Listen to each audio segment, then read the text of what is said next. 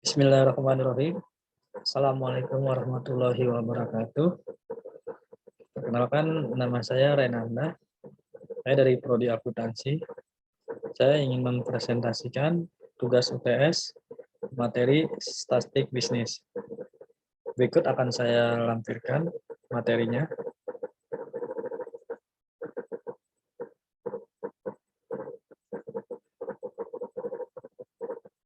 Dengan nomor NIM 29021500125.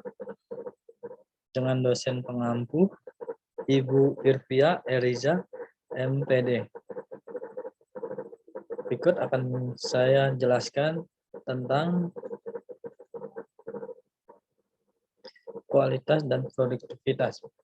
Kualitas dalam perspektif ini bersifat relatif, sehingga produk yang memiliki kualitas paling tinggi belum tentu produk yang paling bernilai.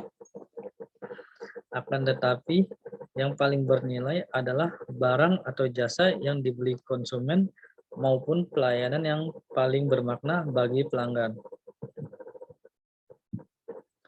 Sistem kualitas modern. Secara tradisional, para produsen melakukan inspeksi selesai produksi dengan cara menyortir produk yang jelek, kemudian melakukan pengerjaan ulang bagian-bagian produk yang cacat. Dengan demikian, pengertian tradisional mengenai jaminan kualitas hanya berfokus kepada kegiatan inspeksi untuk mencegah lolosnya produk yang cacat ke tangan konsumen. Ini saya ingin menjelaskan tentang teori diagram kontrol. Diagram kontrol atau control chart adalah sebuah grafik yang memberi gambaran tentang perilaku sebuah proses. Diagram kontrol ini digunakan untuk memahami apakah sebuah proses manufacturing atau proses bisnis berjalan dalam kondisi yang terkontrol atau tidak.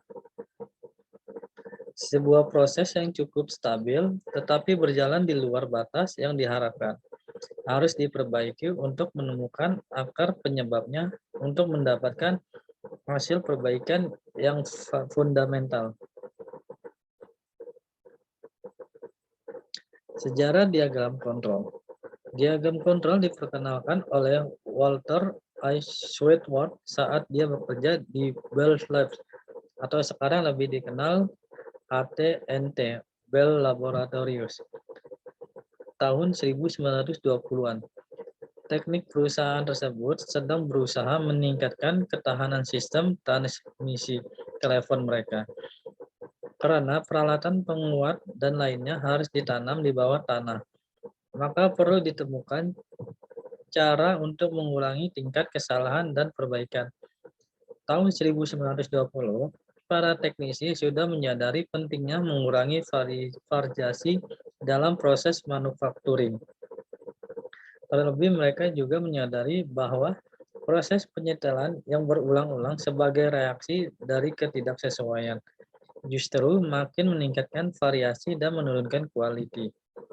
Swartwout memisahkan variasi tersebut menjadi variasi penyebab umum dan variasi penyebab khusus. Dan pada tanggal 16 Mei 1924, dia alat yang boleh membedakan kedua versi tersebut.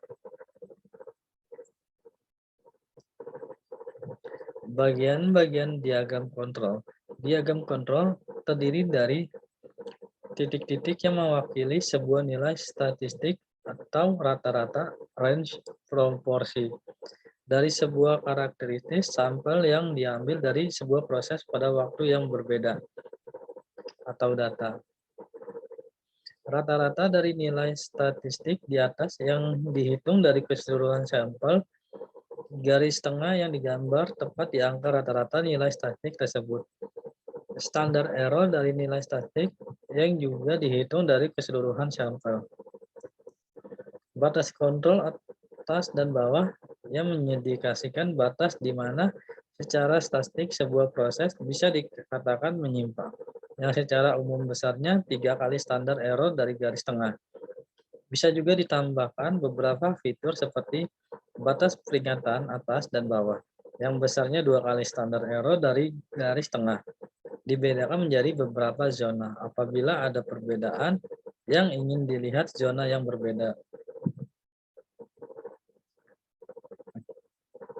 Penggunaan diagram kontrol. Diagram kontrol dapat membantu untuk mendeteksi adanya variasi penyebab khusus.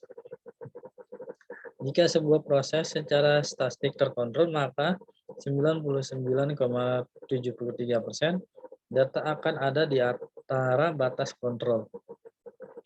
Jika ada data yang keluar dari batas kontrol, mengindikasikan bahwa sumber variasi yang berasal dari luar proses. Meyakinkan kestabilan sebuah proses. Kestabilan sebuah proses merupakan syarat yang diperlukan untuk bisa menghitung kemampuan proses atau proses capability.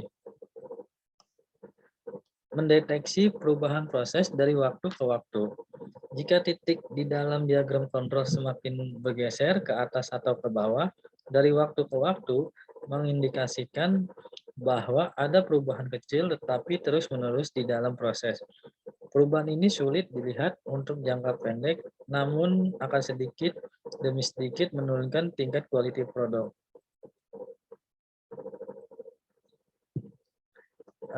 Tentang diagram rentang.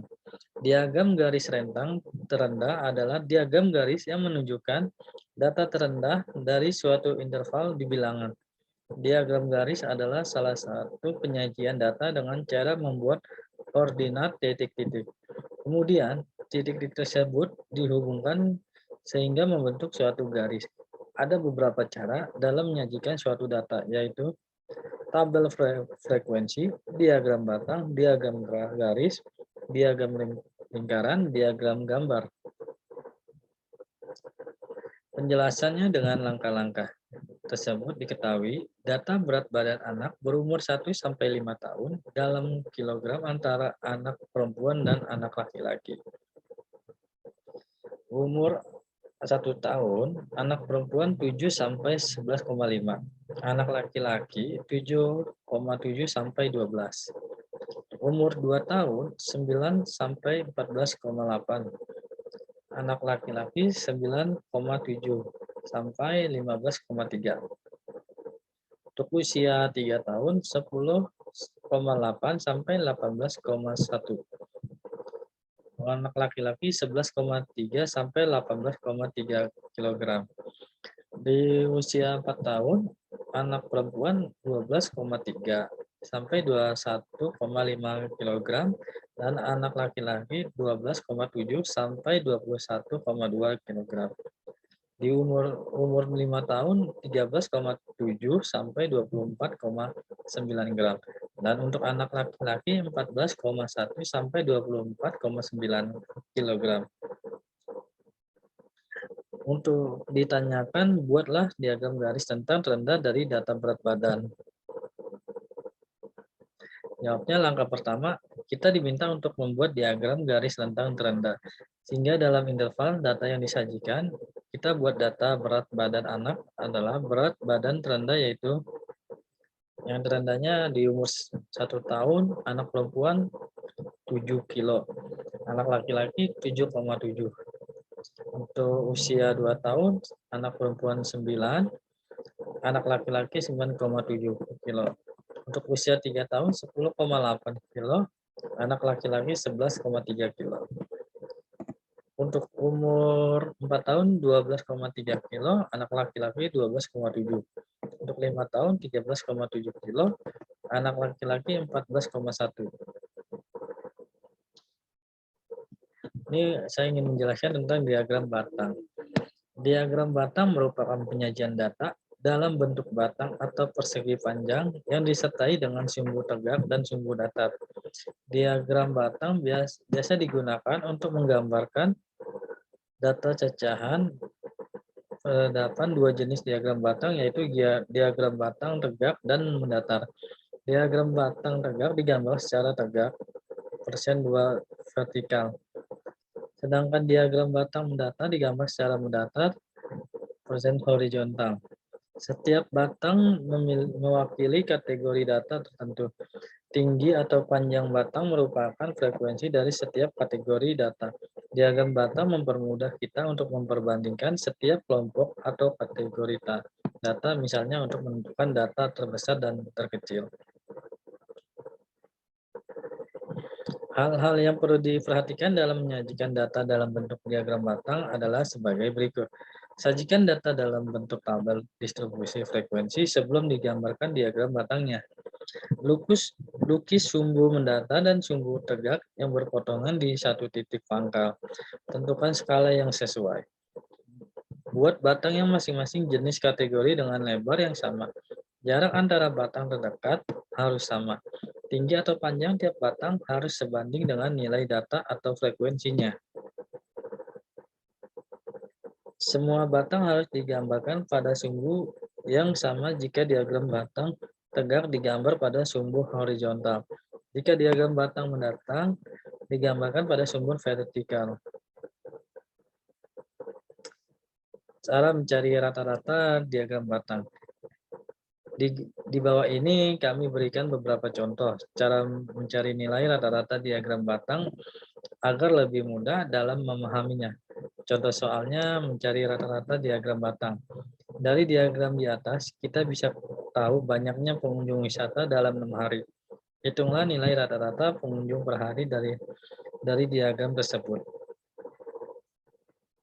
Jawabnya banyak data sama dengan 630 ditambah 730 ditambah 772 ditambah 510 ditambah 850 ditambah 630 sama dengan 4122. Jumlah data 6. Dengan memakai rumus, nilai rata-rata sama dengan jumlah data diperbanyak data, maka 4122 dibagi 6 sama dengan 687.